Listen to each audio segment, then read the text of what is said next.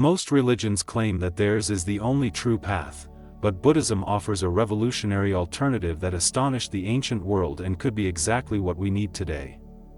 A viewer recently asked Matt, "I love the ideas of Buddhism, but I don't want to give up my Christian faith." As you'll discover, that's not only acceptable, it's precisely how Buddhism changed the world. If you've seen our previous video, where we discussed that Buddhists don't believe in a singular God, you'll understand that Buddhism takes a unique approach to spirituality. What you might not realize is just how radical this approach truly was. Imagine living in an era when each religion insisted, "Follow us or face divine retribution." Everyone was vying to prove they had the one true God. Then, a figure like Buddha appears, suggesting you keep your deities but try these practices to see if they work for you. Religious leaders thought he was out of his mind, but his revolutionary approach changed how people viewed religion forever. While other religions constructed barriers, Buddhism created connections. In ancient China, Buddhist teachers embraced local beliefs about harmony with nature and introduced meditation to enhance those experiences. In Japan, they established temples where people could honor both Buddhist and Shinto traditions in one location. Even today, you might see someone bow to Shinto gods and then ring a Buddhist bell. All under the same roof. The truly astounding aspect is that this wasn't merely smart marketing. Buddha's approach revealed something deeply insightful about human spirituality, a concept that modern scientists are only beginning to uncover. By the end of this exploration, you'll understand exactly how it operated and, more importantly, why it remains relevant for our world today. 1. Pattern of history. Picture ancient India as a spiritual melting pot, with countless beliefs vying for followers. In this dynamic landscape, Vedic priests were conducting intricate fire rituals, Jains were embracing severe self-denial, and philosophers were endlessly debating the soul's essence. This was the environment into which Buddha was born as a prince. He observed various traditions, each claiming exclusive knowledge of the truth. While some preached the necessity of complex rituals to appease the gods, others advocated for bodily punishment to liberate the spirit. Every sect insisted their path led to salvation. Despite these diverse practices, Buddha noticed a common thread: people continued to suffer, struggle, and seek answers. The priests remained dissatisfied even amid their elaborate rituals, the ascetics were unhappy despite their rigorous practices, and the common people found themselves stuck in a web of uncertainty, fearful of making the wrong spiritual choice. Consider how intense this atmosphere must have been. Imagine living in a society where selecting the wrong deity could disastrously affect not only your life but also your family's fate for generations.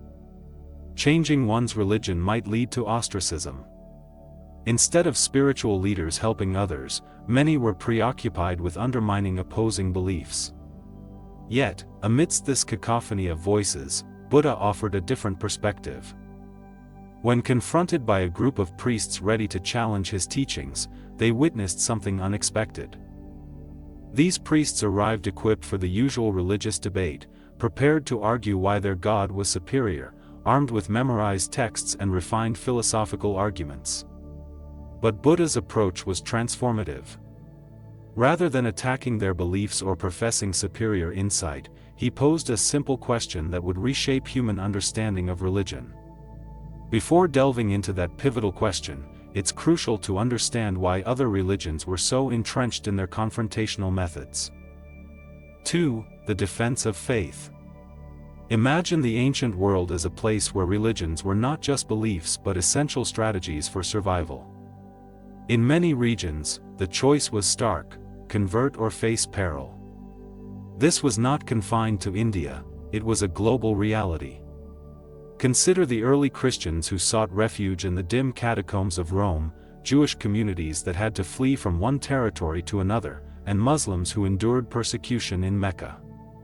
When your community hangs on the brink of extinction, being open to other faiths becomes not just difficult, but dangerous. For many religions, exclusivity was synonymous with survival.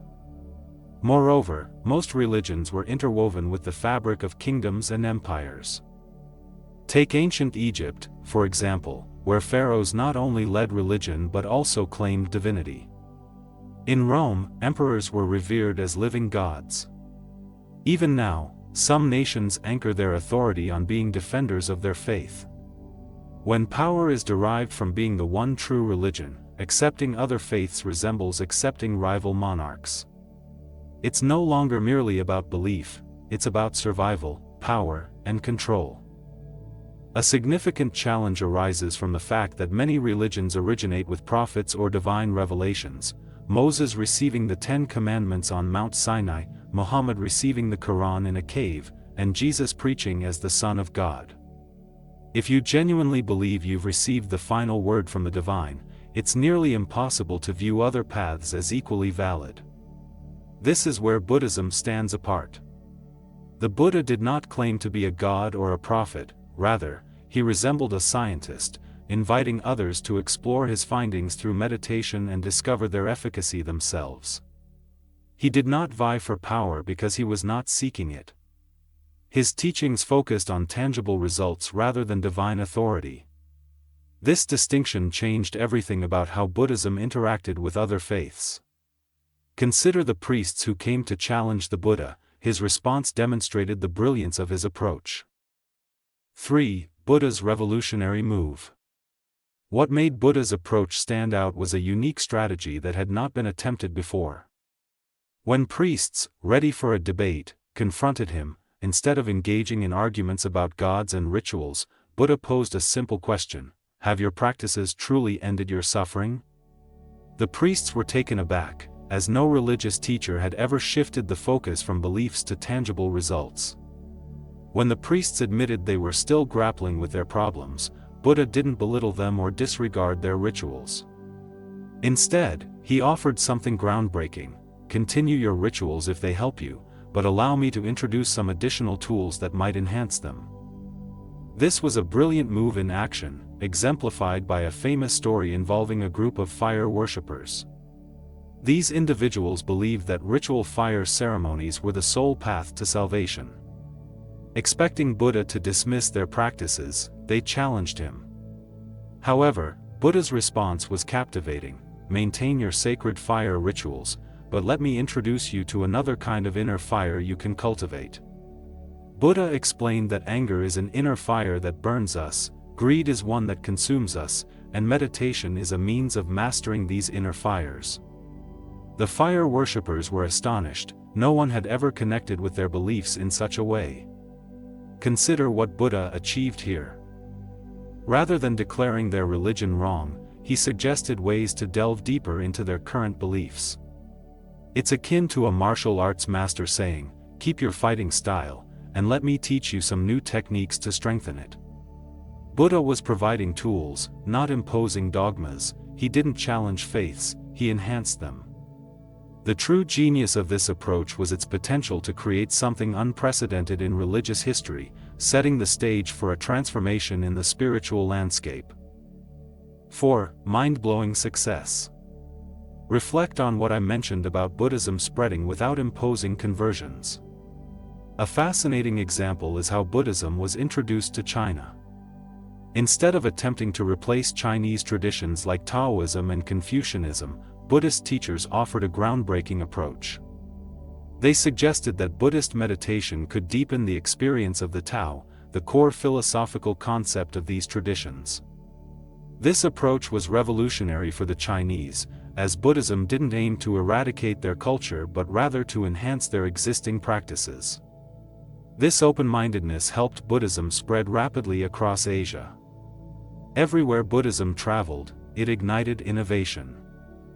In ancient Gandhara, the encounter with Greek culture led to the creation of the first Buddha statues, inspired by Apollo's image. When Buddhism reached Tibet, it integrated with local shamanic traditions, creating something entirely new. These interactions enriched Buddhism rather than diluting it. Consider Japan. Japanese temples often house both Buddhist and Shinto practices under one roof without conflict. It's like a harmonious blend where people seamlessly honor Shinto deities and ring Buddhist bells, a tradition that has been thriving for over 1,000 years. This success has continued into modern times. In Silicon Valley, tech companies are using Buddhist mindfulness to enhance workplace culture. Hospitals globally are employing Buddhist meditation techniques to aid pain management. Even the U.S. Marines are adopting Buddhist-inspired mindfulness for improved focus and stress management. The influence of Buddhism is evident everywhere.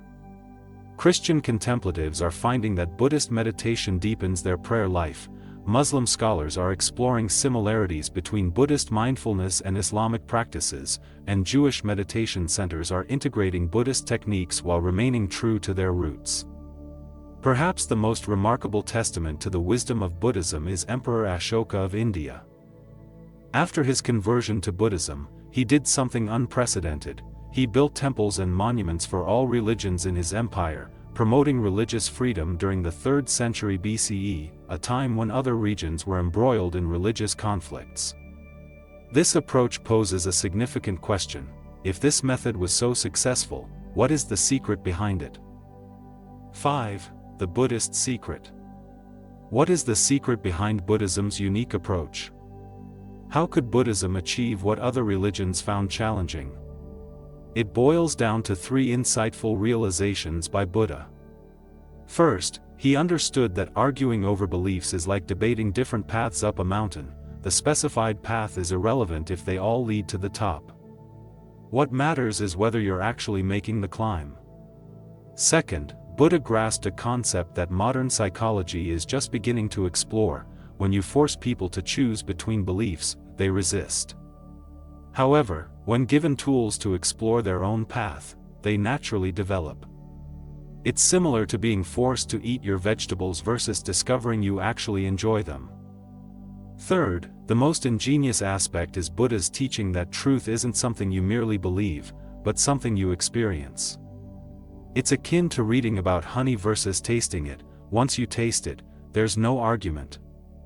These principles aren't just relics of the past, they offer solutions for today's challenges. Consider Sarah, a Christian meditation teacher in Texas, who found that Buddhist mindfulness helped her see Jesus's teachings about presence in a new light. Or Muhammad, a Muslim student who discovered that Buddhist compassion practices deepened his understanding of Islamic mercy. Here are 3 impactful ways to apply Buddhism's approach in your life. First, prioritize practices over beliefs. Instead of debating whose God is right, focus on what alleviates suffering. Second, seek common ground. Just as Buddha revealed a deeper meaning of inner fire to fire worshippers, encouraging shared values across different faiths. Third, validate ideas through experience. Don't merely accept or dismiss notions, test them in your life. In today's world, where religious tensions are prevalent, Buddha's approach provides something invaluable. It demonstrates that we don't need to undermine others' beliefs to bolster our own. Sometimes, learning from others is the best way to deepen our faith. Imagine if more people adopted this mindset, if instead of arguing over who's right, we shared what works. The wisdom that allowed Buddhism to spread peacefully across Asia might be precisely what our divided world needs now. Let's wrap this up with something amazing.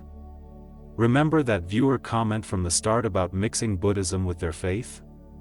Now you understand why Buddhism might be the only religion that encourages you to keep your faith while exploring new tools. You've discovered how Buddha revolutionized thought 2,500 years ago by offering practical solutions instead of imposing beliefs. This approach helped Buddhism spread peacefully across Asia, and ancient temples still provide evidence of its impact today. Most importantly, you've learned that respecting different paths while following your own is not only possible but empowering. This unique aspect made Buddhism stand out then, and it continues to make its message valuable today. Here's a challenge for you this week: have a conversation with someone from a different faith tradition. Instead of focusing on the differences, ask them what practices help them find peace or meaning. You might be surprised by what you discover, and, who knows, you might even find new tools for your own spiritual journey. If you found this perspective enlightening, hit that like button and don't forget to subscribe for more videos that will transform your view of the world. Share in the comments what surprised you most about Buddhism's approach to other religions. Have you ever combined practices from different traditions? How did it work for you? Stay curious, stay wise, and I'll see you in the next video.